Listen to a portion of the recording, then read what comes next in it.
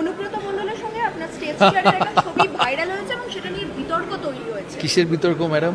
মানে আপনার সঙ্গে এমন কি দরকার পড়লো অনুব্রত মণ্ডলের, এটা নিয়ে খুব সোশ্যাল মিডিয়ায় ভাইরাল হয়েছে। আমার সঙ্গে যেই স্টেজ শেয়ার করে তারই কি দরকার পড়ে না তো।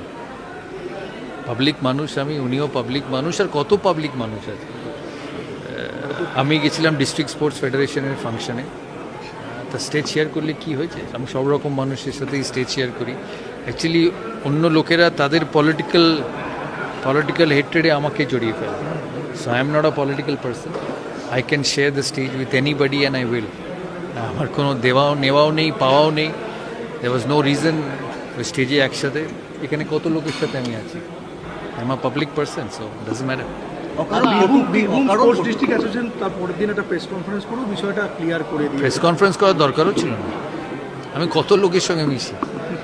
অকারণ একটা বলা হয় সৌরভ গাঙ্গুলি সফট টার্গেট হয়ে যাচ্ছে মানুষের কাছে, অকারণ তাকে নিয়ে সৌরভ গাঙ্গুলি আমি বদরও করি না কে টার্গেট করলো, কিসের টার্গেট?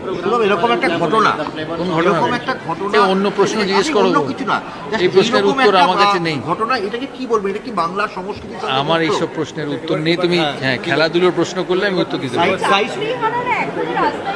আপনার সঙ্গে দেখাও করতে গিয়েছিলেন তারা। আমি চাইবো তাদের চাকরি হোক, আর তাদের চাকরির ব্যবস্থাও হবে আমার মনে হয়। Thank you.